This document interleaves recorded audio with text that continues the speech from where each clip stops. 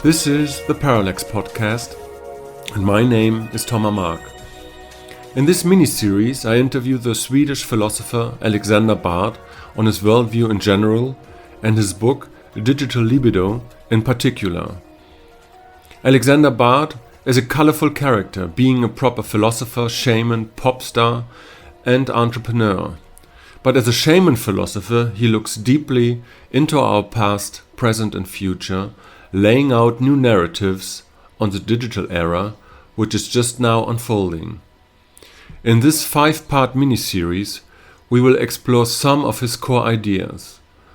We start with a general introduction, followed by lectures on the relationship between man and technology, the phallus, spirituality, and power. In which sequence you listen to these episodes is completely up to you. This is a new format. I try to take a back seat and only facilitate guiding questions, so Alexander Bard had all the space to express and reveal his ideas. All the recordings took place in midst of the worldwide corona pandemic, which is quite obvious right now, but could create a context for the listeners in the years to come, because the internet won't forget. So, enjoy this mini-series, and if you indeed enjoyed it, please share it. Alexander, let's talk in this second part about the marriage of man and technology over the course of history, and what it has done to our consciousness and to our development. Is there a correlation between our conscious development and the development of technology? Would you? Oh, yes. I mean, if you ask anybody what is the difference between a man and an ape, he would say that a man can hopefully talk, whereas an ape can't. So we assume that being human is all about language. That makes us different from other flock animals. But I would say, I don't think human beings 10,000 years ago would have seen that difference at all. I mean, we know, for example, that the world of religion was full of minotaurs. So if you went out hunting, you associated yourself with a certain animal, and you felt that you and that animal were one, or you tried to behave or mimic like a tiger, or you tried to behave and mimic like a bear if you went out hunting or something like that. Right. So we live much, much closer to nature, although we had language. So language is more like, say you're German, I'm Swedish, you speak German to other Germans, I speak Swedish to other Swedes. We don't even see ourselves as aligned with one another, and then we find out we can both speak English as a common language between the two of us, and so then we see each other as humans. So we only discover our humanity in people who speak a language we can share, so we can have a collective consciousness together. Right. So that makes sense, right? So we've done that for 200,000 years. But the revolution that happens that John Söderqvist and I in our work called Homo technologicus is a whole new creature that adds to language the issue of technology. So that happens some 8 to 10,000 years ago that, we made a few tools with stones and things before that, but there wasn't any gradual evolution or any progress in when it came to technology until we could start to store the drawings of how we make these things. Because once you could draw how you used or built a certain technology, that knowledge would be saved forever. And it would not only be in your brain, but you could actually transfer it to somebody else because you could write it down, and even if you died, they could still learn from you. And this whole transition through written language is what kickstarts what we call the man versus machine relationship. And this starts about 8 to 10,000 years ago. And the irony is today, when we look back at that revolution, obviously the machine gained. Technology took over the world. And I would say human beings today, more and more, you also feel in a certain way that we have become the tool for the technology to be developed. So technology is taking over the world. And we are here to serve the technology rather than the other way around. So now defining that relationship. In what way do you mean that? Do you talk about some technology as an autopoietic system, or like in what sense do you mean that? Well, it is, yeah. The internet is that, for example. I constantly get asked this question. Since I'm a philosopher on the internet, I get asked this question: what if the internet is turned off? And I say, haven't you figured out it can't be turned off? You can take all the human beings away from this planet, but the internet will still operate. Right. And with some added artificial intelligence, it can certainly operate without humans altogether. So if the internet just wants to have itself to itself, that already has happened. And in a way, that means the internet is God.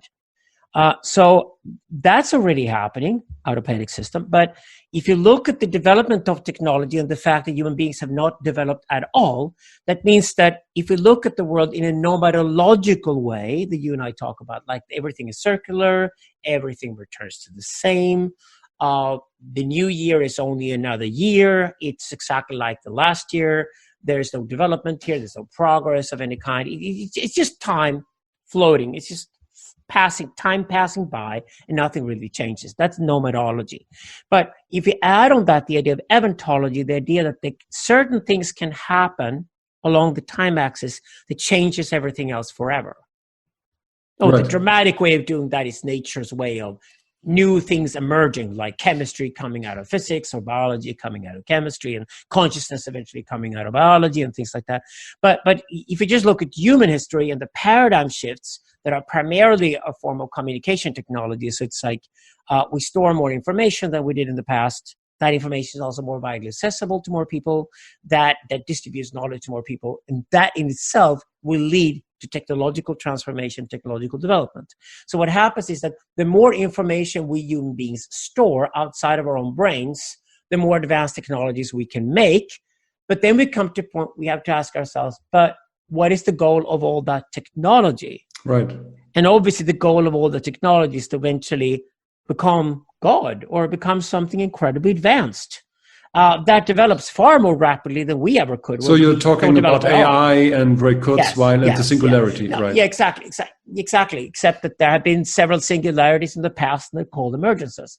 But the point is not here that the machine takes over in a sort of vile way and it's a demiurge that we created. It's more like the machines don't really have a reason to kill us. They might like us as some kind of company, the way that, say, the aristocrats don't run the world any longer because the capitalists have taken over the world. Well, the capitalists can then go to the countryside and they can buy themselves a castle, and they might as well keep the aristocrat as fun company. So they'll let him have a little building and say that you can still come to have dinner with me because you actually owned this property in the past, and because you're still around, you give some sense of, ownership to the property and some kind of history and tradition added to it. So we could be friends, right? You don't have to actually kill the guy just because he's an old power broker that you've actually won over, right? So in the same sense, there's no point in machines being evil or nasty to us. They don't have the same problem with limited resources that human beings have always had. Machines never starve. Either machine has the energy and it runs on its own, and it can even develop itself from now on with AI, or it doesn't. But when it comes to supplying cheap energy in massive amounts on the planet, if we can't figure out how to do that, the machines certainly will. And actually, most of the major problems human beings have today with themselves in the world are because we lack cheap, reliable energy. Right. The climate crisis would be solved in a second if you got that. And I think that would be the one thing artificial intelligence would be interested in collaborating with human beings, is that both human beings and machines would gain from having access to tons of cheap and reliable energy everywhere. And that's what's going to happen over the next, say, 50 to 100 years. Then the goal is to create an environment that we call symbiotic intelligence. So we make this human friendly. We tell the machines human beings are fallible. They make tons of mistakes. They haven't really developed over the last 10,000 years. Actually, they become more stupid. Their brains are smaller. But thank God you machines have gotten a lot smarter. So maybe you could still like to have us around. Let me just ask what you think about this, because I know of both those narratives, that technology, that we haven't really changed at all, and that if you take the technology away, you're still people like in the medieval times, and you can still find those people. It's like they really don't have adapted to higher values. But then there's this other model from developmental psychology, that there are like higher stages of higher developing stages of consciousness and value memes and all of that, and that this is intricately connected to the emergence of technology. So you have the printing press, for example, and that distributes information throughout the globe, and so that creates the individual as such the idea that a singular person can accumulate knowledge and identifies in an atomistic way. You know, that your book is about that. And this is like the modernist age. And so that was a new idea created by technology in a kind of way. And so you have both these kind of perspectives, and it's kind of hard to reconcile these two. What do you make of this? Yeah, Heidegger was onto this, and it's like the 19th century philosophers ignored it, but Heidegger realized the relationship between man and technology is actually fundamental to human beings today. And he was skeptical about it for all the good reasons, because he should be, because at the time in the 1920s, when he came along, people had this belief technology was everything. And we tried to actually model human beings to behave like machines. Like, we were so inspired of the machines that the machines became a metaphor for factory workers must be like machines. They should be like machines all day long, which is like horrible, but because human beings are not like machines at all. But that was an idea that Heidegger reacted against for very good reasons. But at least Heidegger got us interested in the relationship between man and technology. And later then with media studies and communication theories and cybernetics during the 20th century, we started more and more to understand that actually technology and communication, information technology, especially around us, shape us. So we change because of it. We don't develop.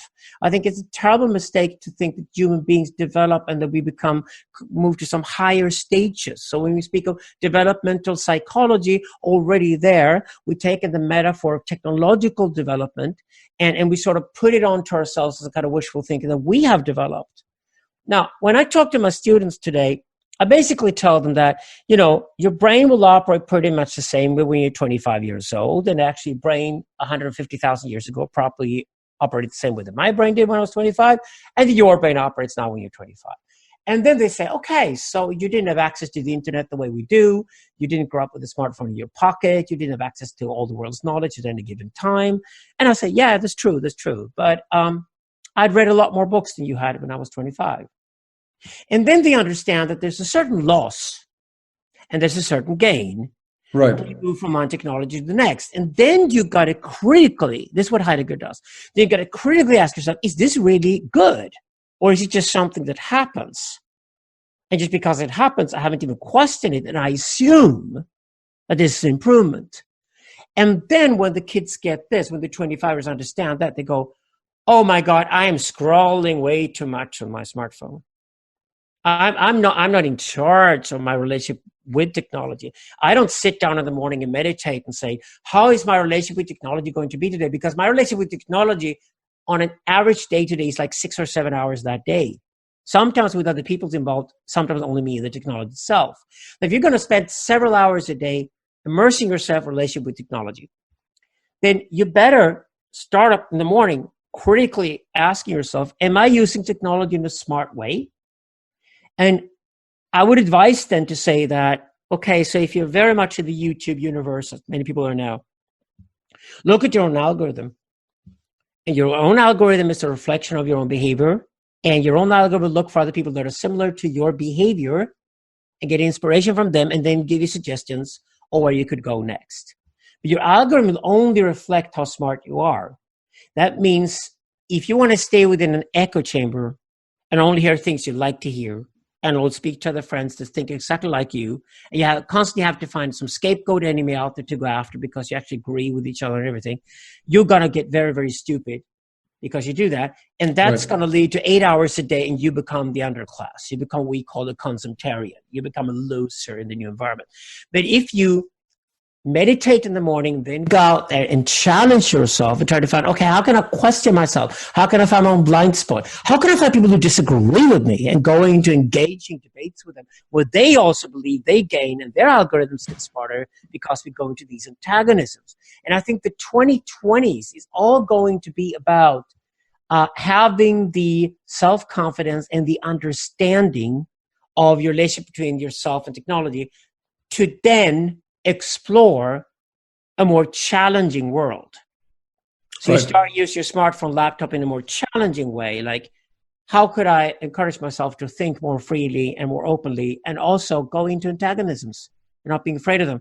And the difference between those people who look for and thrive in that environment where the discourse is actually constantly challenging are going to be so much more intelligent 10 years from now and so way ahead with much smarter algorithms to support them than the people who just stay with an algorithm that just reinforces their own prejudices. Right. You mentioned this process that we are kind of externalizing behaviors into the technosphere. So you mentioned 20 years ago we read books. Now we're scrolling through the internet and read articles on Wikipedia about books. You know, Yeah. A good example is in prehistoric times we were all singing. Now we're hearing songs. You know, it's like we were telling stories and now we're writing them. It's like this process of creating technology. Like, can you elaborate on that process? What are we gaining by that? Well, we're becoming more of an audience rather than participants in that sense, and I think you need to tell the difference. I'm very tough with my students because I discover when they tell me they read a book and they actually just read the Wikipedia page. Right. You can tell right away. You could just ask them like a crucial question or a major idea that's kind of difficult to fathom, but we just enter into the book. So you say, take an idea from chapter 4 in the book. And suddenly discover, no, this guy's only read the Wikipedia page. And I basically tell them, stop lying to me. At least admit you read the Wikipedia page so you're informed, because it makes you informed the book exists. You know what the book is basically about. You also know the more prejudiced reading of the book because it's through other people's reading of the book, not your own. Right. Now, make it a priority to read this book or not. Decide and then tell me whether this book is on your reading list or not. Are you going to spend the necessary hours to study this book properly? Because I think the kids who do that today, who actually read the really good literature, the really good books out there, and realize that reading a book is about you and is about you thinking better and sharper and finding your own blind spots and getting more self-confidence, you're going to discover you have so much more to say when you go into discourse with other people. Right. And you'll definitely discover it when you meet antagonists, when you people who disagree with you and disagree with you strongly, because they're going to go right for your blind spots right away. And they might teach you things as well. Obviously, you're free to change your opinion, and that's what you should do. Be open to if you talk to an antagonist. But if you can handle a conversation with an antagonist, it's only because you have a deeper knowledge of the topics that are being discussed. If you just search through some Wikipedia pages and you meet the proper antagonist today and you go into discourse with that person, they're going to tear you apart in no time at all because you're just one of those quote queens. They call them quote queens. Just like, yeah, you know how to say the most famous lines from that book and give an appearance that you have read it and studied it. But reading is one thing, studying is something entirely different. So what this is going to foster is a culture of deep studies. You and I have talked a lot about the return to the monastery and how people are going to get out of these sort of urban environments and go more rural and isolate themselves for months to really turn off the world outside, maybe spend 2 hours a day online and then 2 hours in nature and the rest of the day working themselves through deep studies to become really knowledgeable. And if you're going to spend your time doing that the next 10 years, I can tell you the payoff is going to be very, very handsome because you're going to need those deep experts on different topics 10 years from now. And we're going to value them so much. What I meant with this question is more in a general way. That is, you mentioned in your book the case of Platon, who complained about writing in itself. You know, that the way of storytelling is getting lost and the exchange of personal information. So, yeah, but Socrates says this according to Plato. So yes, Plato obviously is the guy who writes. But it's the same mechanism. Yeah. There's a mechanism that we are outsourcing something with technology. And that happens throughout our history. But what is this process? Can you know, if we zone in this process itself, what are we doing when we are outsourcing? Well, we gain and we lose, but we've gained more than we lost, to be honest about it. The fact we started writing down things and then started printing it and making it cheap and available to the masses over the last 400 years has changed the world in a dramatic way. And I insist definitely for the better. I mean, we have much more information available to us. Now, what we do with it is a different story. If you use all the knowledge available to us today online and through books and literature and everything else, if you use that knowledge to just build bombs and put those bombs of biological weapons on the drones and then send them off to people we hate, then the world's going to go down and certainly human beings will be gone in 50 years' time. That's even more a threat than the climate is, right? So we could become very stupid because of it. That is the ethical choice we have to make. And we have to eventually probably create some kind of law and order online as well. We call it sensocracy. So that we can regulate in a way that we all feel safe. The bombs are being locked up and we won't kill each other, right? So knowledge is, take the atomic bomb, right? We know nuclear power is probably still the cheapest way to get massive amounts of energy without destroying the climate through fossil fuels, right? It still is, to be honest about it. At the same time, of course, it's an atomic bomb and it can blow us all up. So this is the pharmacon, again, Plato. The pharmacon is, there's something there. We didn't know it existed before. Maybe it didn't even exist. Suddenly it's available to us and we have to decide whether it's good or evil. And it will be good or evil due to our behaviors, right? So that's the case with all technological change. That goes with information technology too. But overall, the fact that the library has become available to 7 out of 8 billion people on the planet at no cost at all, merely in your pocket, is an enormous phenomenon and definitely change for the better. And in itself, I would insist on that in a Deleuzean way. And I think it has fantastic potential. And I think what I like now is when students come back to me and say that, okay, but I only need to be 2 hours online a day to do all the surfing and find out what's going on there. And then I really want to take the next 4 hours and go into deep studies and read the books and go into the text and go into the depth of thinking or into depth of art and become write a novel or something like that. That's when it gets interesting. And that's also when it's still meetings between the mentors and the mentee. You can't really replace the personal meeting and the exchange, what's called silent knowledge that happens in the room with two people who know each other really well, or with the mentor and the mentee. Because it's only in that moment where the mentee has only mimicked before. All you can do from reading books or watching YouTube films, you can learn how to mimic. So you mimic the master. You get a role model and you mimic what they do and you do it the same way. But to find your own personal touch, which is required for you to become an artist or a writer or a philosopher, to get your own personal touch or something, you need to sit down personally with a mentor who is already previously successful, older than you, who can then guide you to get that out of you that is your own identity, that is your own personal expression. And that's when it gets really interesting.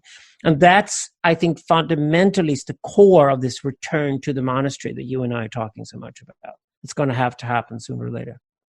So you're mentioning the word master. Is that the Nietzschean way you're using the word, or like being... Oh, more like a Sufi monk way. The master is the older guy who's probably more experienced, and he's teaching the other guy, the student. And the student follows the master and he learns the craft. And then one day, of course, when the master tells the student, you don't even mimic me any longer, you don't copy me any longer, you're doing your own thing. That's when the student is ready to become a master of his own. And then, of course, you become a master and you produce, you become a writer, artist, philosopher, or a craftsman of some kind, until you feel that I've done this now, I'm good at it. I would love to have a student, the way you'd love to have a child one day or something. I would love to have a student. I would love to teach somebody who is 20 years my junior what I do so they can follow what I do. And then you even have a class of students. But eventually, you probably sooner or later pick your favorite student who's going to replace you and take your role. And that becomes the mentor-mentee relationship that so many clever 25-year-olds today are looking for. It's like they always go back to what you and I call the sort of deep biological memory from nomadology, like what it really, really means to be human, to come from the original socion, the original tribal structure. And that pops out of you. And what you look for is if you're going to go from archetype, which is somebody copies, to an archetype, so you're going to be somebody that other people look up to as a leader or a guide or a teacher. Then so the problem that move requires a mentor to take you there. The problem which I see is that a couple of 100 years ago, the church was restricting access to knowledge in a kind of way. And after that, it was the university who restricted access.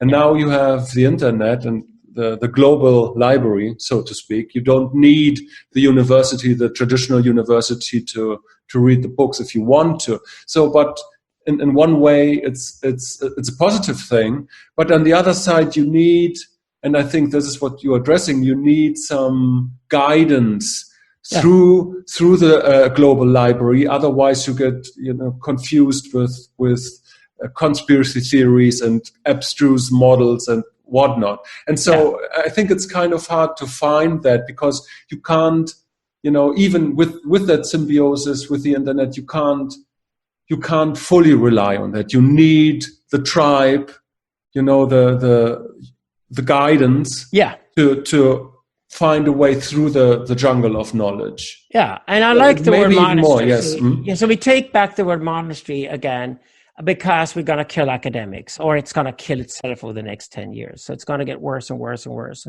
And I think academics are going to die very quickly and fall apart way faster than the church did. I mean, the church spiritually died, but it still exists. It's still around. It's more like a holding company for pedophiles these days or something. I don't know, but it's still around. But the academics are going to go down. And I think that's going to be a massive crisis over the next 10 years. And we're increasingly going to see professors leave. The really best professors out, they're going to leave academics. We're going to find them online, and they're going to do like you and I do. They have the different lectures and discussions online, and students can follow them, and they're going to appreciate that so much more than staying within the academic environment, because the academic environment is dying the same way handwriting died. Between 1450 and 1550, there were thousands and thousands of handwriters around Europe, mostly monks and nuns, and they went out demonstrating when the printing press came along and said, please save our jobs. Right? Then they were hired to read to people, because once people could afford to buy a book, they had no self-confidence to actually read that book themselves. And also they didn't realize you could read the book silently. So they thought reading a book means you stand in a big room and you read it out loud, like you do in church, right? So they would hire monks and nuns. So that saved their careers for another 50 years, when the monks and nuns were hired by wealthy people in the cities of Europe to read to people at night. And then people discovered that, wait, I can read myself. And by the way, I don't have to read loud. I can read quietly. And that's when you enter the 17th century and Enlightenment. And it's so interesting to see that suddenly people discovered I can read for myself. I can actually read a new book every day called a newspaper. Or I can read a book that contains all the books of the world called an encyclopedia. And this whole variety of texts available to you, you could read quietly yourself. And by the time we get to the end of the 1500s, the end of the 16th century, there were no more monks and nuns in Europe who were handwriters or readers. They were all redundant. They were all gone. They were all unemployed. Sure. So I think that took about 150 years. I think when it comes to the death of academia, I think the academic industry will fight very, very hard to try to stay relevant. It will require that you take academic courses to get certain jobs and things like that, although it's not really needed any longer. It will do all it can as an old privileged elite. The academic establishment will fight to keep itself relevant. But the fact that academia these days more and more sounds like a North Korean propaganda ministry than it actually sounds like a voice of truth. Right. Because if you want the voice of truth, you go to YouTube. Right? You get all the world's best lecturers. You have all the world's best discourse. You already have online. Yeah, you have it online already. So why would you care about a mediocre professor at your local university any longer? That's over done with.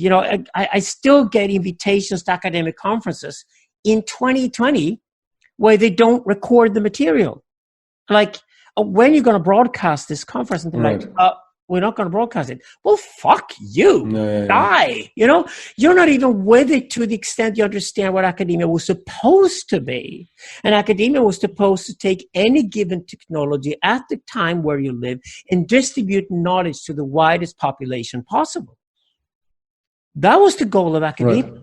That's over and done with. It's nothing but an old, tired, fat, privileged elite defending their own salaries and defending their own existence, when in reality we all know they're dead. They're done and over.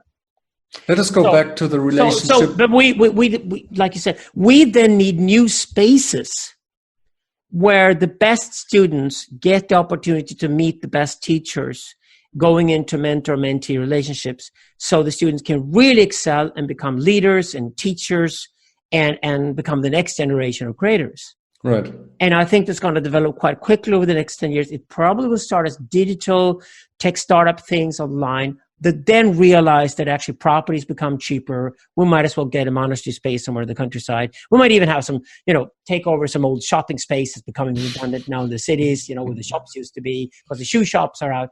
And you get cheap space in the cities too, and you can have presses there. And I think I'm looking for all kinds of startups right now that work with that model. Like we're going to just distribute knowledge and information to as many people as possible online as you possibly can. And then when it comes to the specific courses, the elite course, we're going to charge for those so that we can have teachers who get paid for their work or whatever. Exactly. And we move that into a monastic environment. Right. I think that's key. I think that's already happening, and so on online there are a lot of online universities, and I don't mean the fake ones. I mean like the with high educational content and professors who are like fed up with academia and try to do something new. But let us go back to the relationship between man and machine and technology, because I think it's not well understood in a broad sense that we can't really separate those two things. No, we can't. It's like, exactly. Yeah. So and we have like our being human is so intricately connected through history to technology that we can't think about ourselves without thinking about technology and where we at with technology. Yeah, and so I agree completely. I think we have to. The fact that human beings are tribal and they're gender specific, so we're gendered and we're tribal, I think we have to add that we're also technological to that. It's unthinkable today to be human and live in the world without technology. I mean, if you're 90 years old, it's unthinkable that anybody could ever have lived without a smartphone. Right. And that's only 30 years ago. So, no, but even books are technology. But, exactly. But that makes sense. I'm perfectly happy with being homo technologicus. I'm not interested in going back to any sort of previous state or say that we should. I don't believe in Rousseau. I don't believe in this bullshit that we lived in a better world like 10,000 years ago at all. I think life was terrible and really hard and really rough, except that it was easier for us in the sense that because change didn't happen as quickly 10,000 years ago, we were more in a mode we'd stayed for the last 50,000 years by then. But then things started to change. And some 3,000 to 4,000 years ago, the change became more rapid.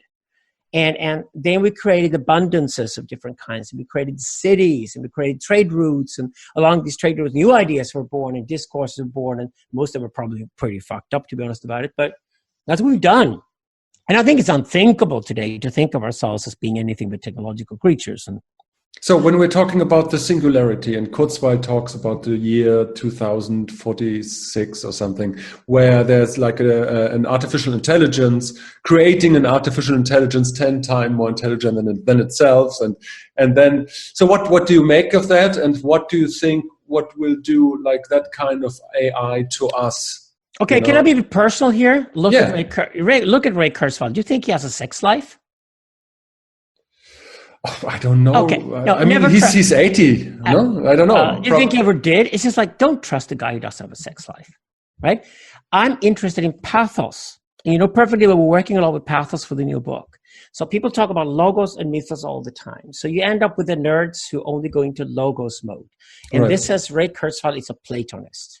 And he's really agnostic, right? So he doesn't understand the power of the body. He thinks it's all about his brain, and it's going to sort of unload the brain into some computer somewhere. And if you take your consciousness out of your body and move it into a machine, that's the ultimate horror ever. May you die in hell and live forever in that state. If you want to upload your brain without a body next to it, you're really mad, right? But a lot of these Platonists in Silicon Valley are that silly. They're that stupid. So I would say you got to understand what pathos is. And pathos is sexuality and sex. Pathos is art. Pathos is violence. Pathos is comedy and tragedy, drama. So pathos is all those things machines cannot and will not be for the foreseeable future. So we talk about artificial intelligence. It's literally only intelligence. But it's not an intelligence that has any drive or desire attached to it. It's not intelligence that can understand something as human as transcendence, meaning that, well, I can be something different tomorrow because I've done this already, so I can be something different tomorrow. Because I leave a machine to do the same calculation over and over again. It's never bored, but it's also never excited. So it can never experience ecstasy. It can never experience trauma. It can't really experience anything that we really consider to be human. True. It's not a human. It's a machine. So it's not even an animal. Even a dog is nicer than a computer believe me. But it can do a lot of the operations that we've tried to do in the past and do them more efficiently. And we'll learn that one part of technology is calculation. If anything is almost as important as writing, it would be calculation. And we become better at calculating, and we develop technologies to calculate. And then we will put calculation into machines and made it into zeros and ones, starting with cybernetics of the 20th century. This has just exploded. And we discovered that by collecting data from all over the world and processing the data, we can start to make predictions about ourselves and the surrounding world we live in. And life can be much more fun and certainly much more intelligent because of it. This is what we talk about symbiotic intelligence. So it's not going to be about the machines becoming intelligent and human beings being stupid. It's going to be about the man-machine relationship becoming way more intelligent. So how would that look like? It will look like, okay, so you arrive in London and you have no idea where to go at night to go out and have a meal. So the machine suggested 15 different restaurants, the ones closest to your ass 3 years ago. Now it only suggests 5 restaurants closest to your ass because it knows already what type of person you are, it knows what kind of budget you have, it knows what kind of food you don't eat, it knows what you're allergic to, it knows the kind of people you like to hang out with. So it will only give you 5 recommendations. It's going but this is 5 years away. Yeah, no, it's already happening. You look at Google Maps, it's already happening. Google Maps, right, but not Google Maps with that. Yes. No, Google Maps now. If you program it properly or open it up properly, your algorithm is already influencing your map. So basically, your map is becoming more intelligent. So it's only a question of time before the algorithm knows which restaurant you're going to go to anyway. It has the table reserved for you. It even has the date there for you that you should meet that night, and you're going to have an amazing experience. And you realize that it would have taken you 50 nights out in London to experience something as amazing as that night. But the algorithm, because it knows already where you're going, it knows exactly how to find the balance between a challenge and a flattery. So it's what you want to have, is what you can afford, but at the same time, it's challenging enough to be interesting. So that's why people are interested in, people who develop these algorithms love to read Bard and Amarque, because it basically tells them, how do you design an algorithm that becomes really human? And then how do you keep it clean and uncorrupted and unmanipulated, which is the next thing. But these algorithms are now becoming our guardian angels. Now, the guardian angel, that is your own personal algorithm.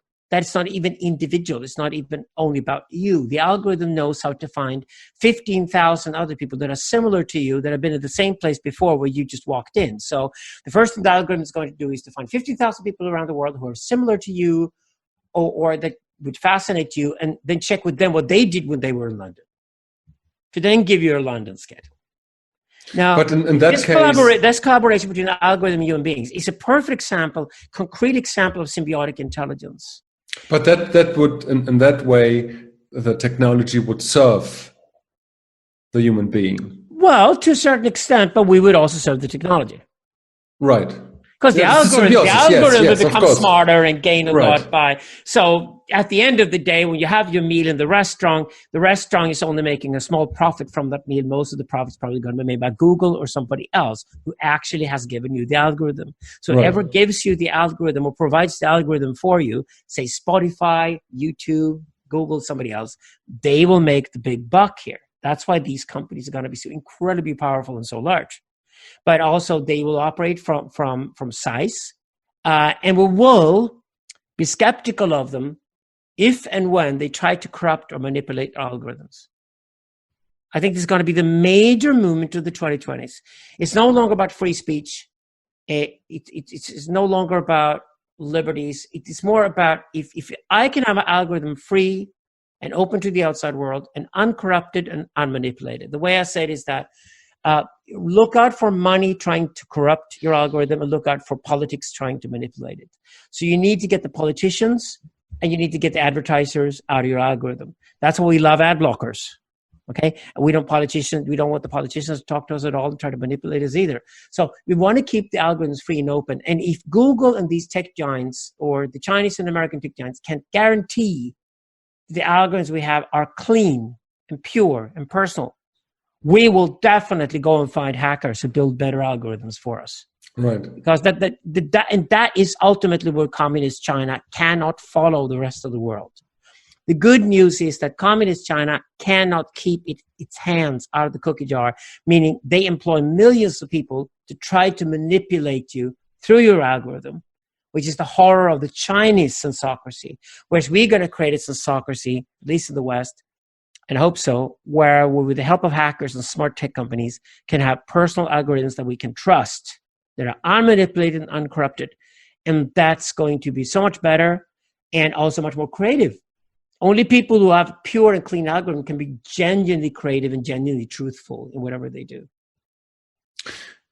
You mentioned Heidegger. Heidegger has this being in the world, this concept. And if I compare this kind of symbiosis, what we can have with the internet and with the technology of a peasant plowing his soil, there was already a symbiosis, apparently. Yeah. Yes. But we came a long way, and the difference is so staggering, because with the symbiosis with the online world, we are connected to the whole globe. We are as far when it's more developed, we know in real time what's happening, or can know in real time what's happening in Scandinavia, in outer Mongolia, and in China.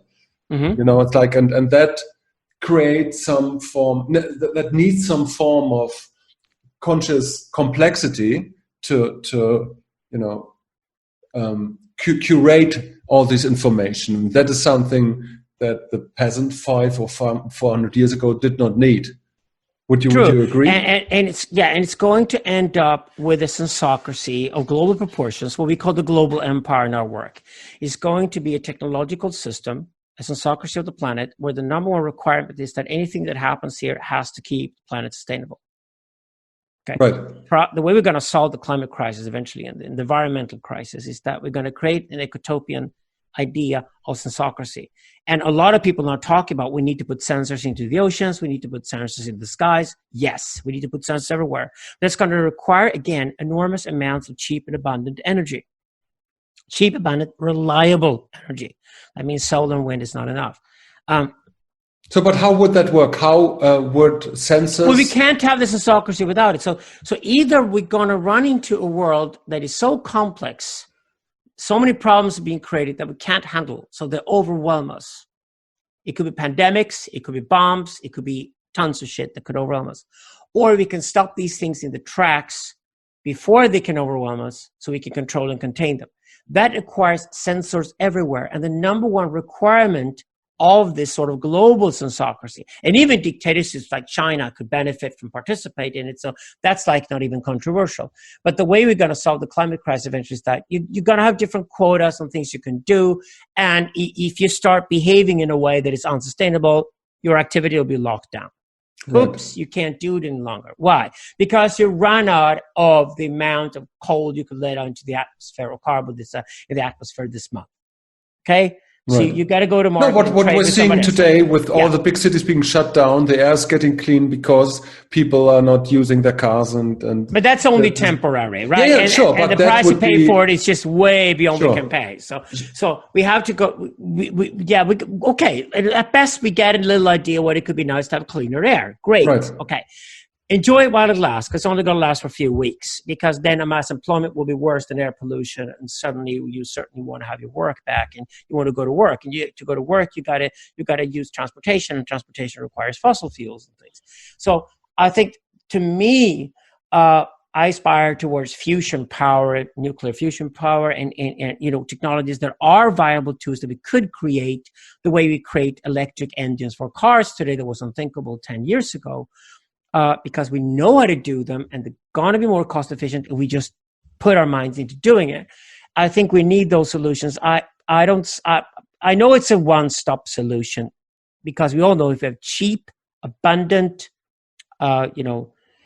nature-friendly, reliable energy available, we can create this sensocracy that controls our behavior, that we're all locked into, so that we cannot destroy the planet, and we cannot set off atomic bombs and kill each other. We want to have those things installed. So there is an interest in creating a sensocracy. We share that, the Chinese and the Americans and the Europeans. But the question is, what kind of sensocracy we have? The Chinese answered that, because they're ahead of everybody else, is to create it as a communist dictatorship. Right. And we hate that idea. And that's exactly what we work with now philosophically. Like, why is dictatorship such a bad idea? So how do you want to make the difference? Because, if you have sensors everywhere, that's a perfect tool to control and to observe everybody. But if you do that, okay, in a monic way, so all the information goes to one center where a guy decides, makes all the decisions, and we're not part of the decision making any longer. So we understand the sense making works, but the decision making is not working. Then we'll rebel against it because it's nothing to do with being human or being free or having liberty. And we also know, and this is the argument, my argument against a dictatorship is not actually moralistic at all. It's just that if China today wants to become a leading world power when it comes to innovation and creativity, you can't do that with a dictatorship. It's impossible because you got to have a plural society with different viewpoints and antagonisms again, or otherwise you become stupid. Remember, I always talk about that you could decide today in 2020, if you want to go into an echo chamber, you can stay there 8 to 10 hours a day and only talk to people who agree with you so you can be comfortable with that. Or you can go into an antagonistic world where you're constantly being challenged. You meet people who challenge your mind all the time. Right. I can guarantee that if you do the second of these two alternatives, you'll be the new upper class, you'll be a netocratic, you'll be a winner. Now, I don't see how you can create a Chinese netocracy, a Chinese elite that's part of the world elite, if you're going to run communist China as a dictatorship. And so far, all these wonderful Chinese people that you and I run into all the time, that are ahead of the game, and some of them are the best people in the world today, are Taiwanese, the Chinese Americans, they're Hong Kong Chinese, they're Australian Chinese, they're Canadian Chinese, they're anything but communist Chinese, right? Isn't that evidence enough that dictatorship isn't working? Right? So all they do is that they have these factories in China where people just sit and program or make duplicates or something and mimic something and then put that out on the world market. And that's essentially the factory of the world. And they can do that in programming too, but they can only do that by mimicking other people's so if people have innovation somewhere in the world, all the Chinese can do still today is to mimic it. They don't really innovate. The problem of the academia today is on the universities, that's complete echo chambers. And so like online monasteries, they have to find a way to circumvent this problem and be more antagonistic in their core setup, I would say. But that is what we're all attracted to now. So we don't like to hear the predictable shit any longer because we know it already. So we like the impromptu meeting of two minds we never thought would talk to each other. That's what's going viral these days. That's virality right now. I'm only looking for that. Wow, have those two guys met? Yeah. What came out of that? Okay, interesting. I got to hear that. That is how knowledge is produced. Knowledge is a relational phenomenon. So new knowledge happens when minds that are brilliant in close but not identical areas meet and expose themselves to a certain antagonism. It can be creative antagonism. It doesn't have to be ideas, but it can be ideology. It can be how you use materials. It can be innovative in different ways. And when that happens, that's when the real electricity happens, and that's when we all get sort of wow. Right. This is interesting. Other than that, the rest is just going back to the sources and study history and deep study, reading the books and reading the text and reading the online papers and things to study something. I mean, if you want to learn medicine, you got to spend years learning medicine. If you want to study engineering, you got to spend years learning mathematics and physics and then engineering. So that's what's going to stay in academics or move out of academics but be similar. It's going to be the actual learning process of real proper the dialectics that happens in real time when two people of knowledge and two really interact and create something on the edge of chaos. But when we talk about humaniora, so that's a Latin term. I mean, it's Germans and Scandinavians. You and I know what that means. So humanities in English, but humaniora, I love that term. When it comes to humaniora, though, to study what humans are up to, say arts, art history and things like that, that's not something you necessarily read in books for years, but rather something that you can now leave academics and study online much, much better. And if you're going to be an artist yourself or writer or be a creative person and whatsoever, there's no point in staying in academia at all. You're out, right? So I'd say half academia will die over the next 10 years. But if you want to be an engineer or a doctor or something professional like that, you've actually got to learn a lot of stuff. You got to take all the tests, prove that you know it. Then academia can still deliver that for the foreseeable future. But what academia can't deliver is find a way to deal with the world you're living in right now as a human being. Yeah, I totally agree on that one. And that is because academia has worked in a certain way in the last 200 years. Derrida's written about it in a sarcastic way. The way it works is that if you get two professors who are fighting it out in the academic world, you don't fire the bad one and keep the good one. No, you keep both. They cover each other's back, you keep both. You just give them new sciences with new, even longer prefixes. Right. So they become specialists. And finally, of course, they become specialists in things that nobody cares about. And that's the vast majority of academia today. The vast majority of papers, even if they're well written and they have all the right footnotes and all that, are not read by anybody. No, but in our they're time, like Instagram pictures. I'm always thinking in terms of anthropotechnics and what we can learn, and it's like what we need. We need a new academia that kind of shows what we can learn. And with the symbiosis, with the internet, like how can we engage in a meaningful way within that symbiosis we're already in? You know what I'm saying? It's like we have to locate ourselves in the reality, in the present, and have to find ways. I think last time you spoke about the personal algorithm we have to find and we have to follow within that symbiosis. But academia, the normal modern academia, can't tell you that. No, because it's built on a religion called individualism and atomism. Right. So, and it's stuck there, and it won't survive it. Just like the old monasteries in the past were built on Christianity and Islam. And when those religions became redundant and didn't really tell us the proper narrative about who we were, we had to leave. I mean, back to Heidegger. If I don't get the narrative that tells me about my relationship towards this machine that I'm involved with, or towards these human beings that I socialize with, then it doesn't make any sense. Now, the individualist narrative does not make any sense. We need a new religion. And by having access to a new religion, then we find out what we want to study. So if you're going to go into studies, you're going to study something, you've got to get a certain religion first. If you want to become a medical doctor, you get a religion first. And that religion says that it's a wonderful thing to be able to cure people from the health problems and give them a long and prosperous life. And all the happiness you get from a smiling face from a patient that you just cured, it's worth it all. That's a religion. That's a religious conviction. It's a religious conviction to think that I'm a guy and I want to build stuff and I want to be an engineer and I want to be a construction worker and I want to build big buildings and I want to take part in that process of building that building. Either as an architect, a construction worker, or an engineer in between the other two, right? It doesn't matter. I want to be part in being a construction worker. I want to construct things. Now, that's a religion. Very phallic religion, too. You want to create skyscrapers, then certainly that's a religion. That's a religion. Religion is this basic motivation that connects you with other people. Religio means what connects people. So it connects you with people that share the same interests and that you can develop with as a person throughout your lifetime, become an expert at and excel at and be brilliant at. And that's what you want.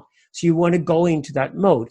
So what religion needs to do today is to reformulate itself and say religion is the fundamental connection between human beings, between each other and between human beings and the technological Umwelt in which they live. And to find out then, that's what we work with synthesis, to find out then what is it like to live in a very close relationship with intelligent machines around you all of a sudden. When these intelligent machines almost lovingly become your guardian angels and symbiotically with you create an intelligent sphere which you're central to. What does it mean to be that kind of individual, to be that kind of human? Right. That homo technologicus. And that is what we try to explore today, way more than Kurzweil's singularity or any bullshit like that. I think we're ready now, moving forward towards becoming these sort of high-tech people surrounded with these technologies and enjoying it, and then critically thinking, why am I just buying into what Facebook tells me to do? Why am I not using Facebook in a way that serves me? Okay, why am I not using YouTube in a way that serves me? And if I can't trust YouTube 2 years from now because they might try to manipulate the algorithm, who else can I go to? What other forums are there out there where I should also put my webcast, not just on YouTube, but rather somewhere else, who I probably can trust even better? So we have to play out these different platforms against each other and keep a plural environment of competition between platforms. Yes, this is something platform, right? This is something that I addressed, because that happened. I mean, we're talking about coronavirus as the big thing, but there was like a development in the last, I think, 2-3 years, which Peter Limberg cartographed so fantastically in his article about the mimetic tribes. Yeah. And so suddenly there was a whole ecosystem of tribes, of nodes of people who inhabited a certain ideology and a certain technology, but that was something that was unheard of 10 years before in the kind of way, and that was like a new emergence, so to speak. The whole topography of internet tribes, where we kind of connected with these archaic structures of our consciousness in a way.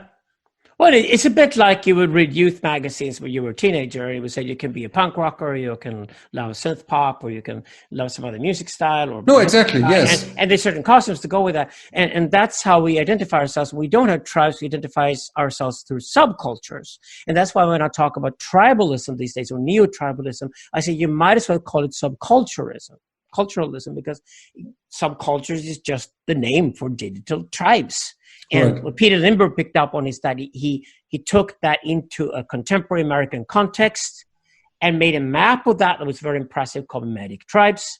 Wonderful text. It's probably redundant already because the map has changed so rapidly the last 2 years. Yeah, that's true. You have to do it all over again. But so did the magazines for teenagers. They had to redraw the map every 2 years because a new generation came in and they didn't buy into those identities, and they constructed a whole new mimetic tribe. Right. And we don't mind moving from one tribe to the next. And in that sense, we're nomadic. And it's easy for us to move. But I mentioned that because you mentioned individual, and you can't think of those tribes as being inhabited by individuals. Exactly. And that's the point. And so those tribes only constitute themselves by individuals. Yes. And that's the interesting thing. Yeah. The individual is now the loser. The guy who only talks about himself all the time is the guy you don't want to hear any longer. And you discover it when you go into subculture and you know, oh, here's one of these guys who can only talk about himself all the time.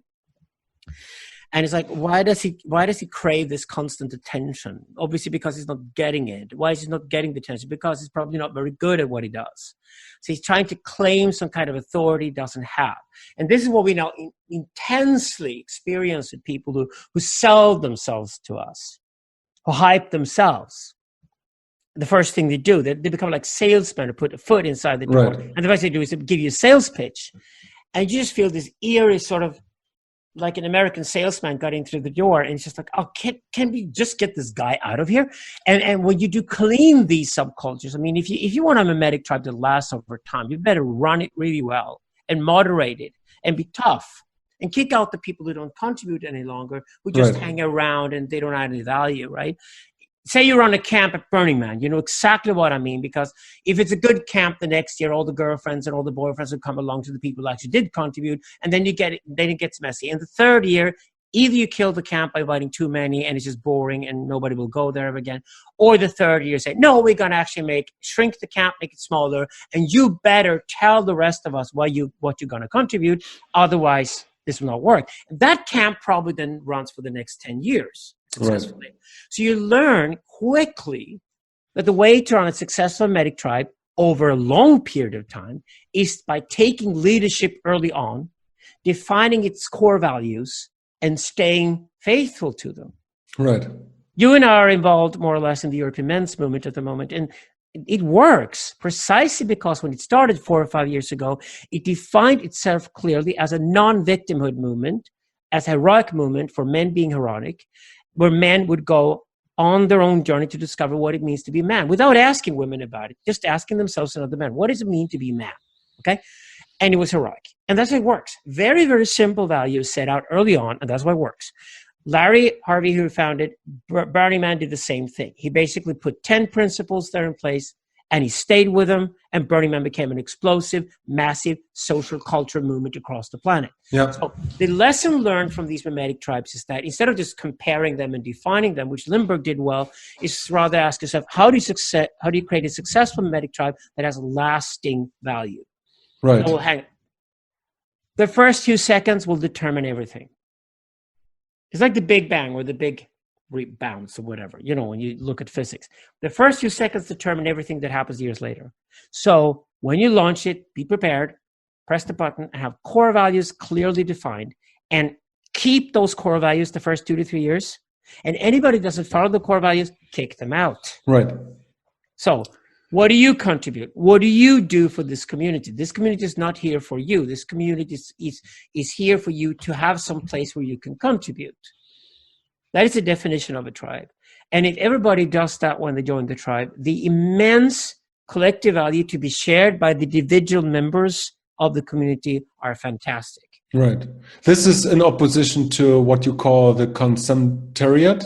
That is the people who just consume, and for lack of a better word. And have inherited individualism. So the problem is that what was the winning formula, the winning ideology in the previous paradigm, tends to trickle down and end up in the new underclass, meaning Christianity became the underclass religion of the previous paradigm, and individualism and atomism became the dominant religion of the upper class.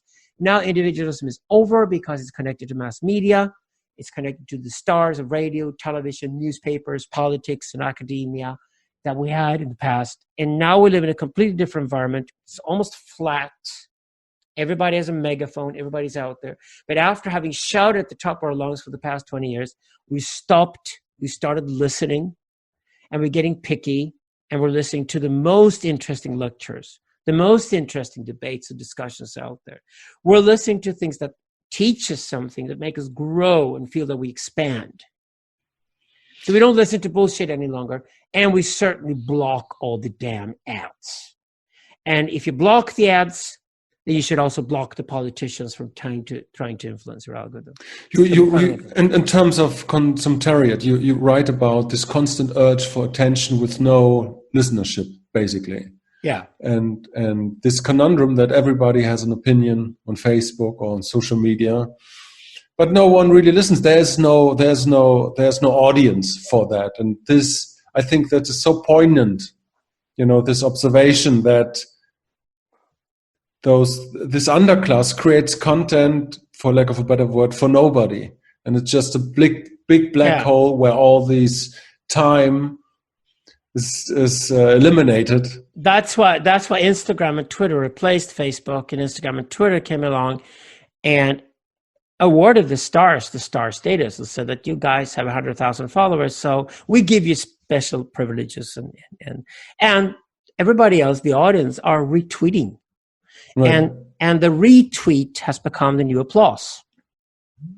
Right. But it put us back into society where actually the vast majority of people are part of an audience and they have the right to speak.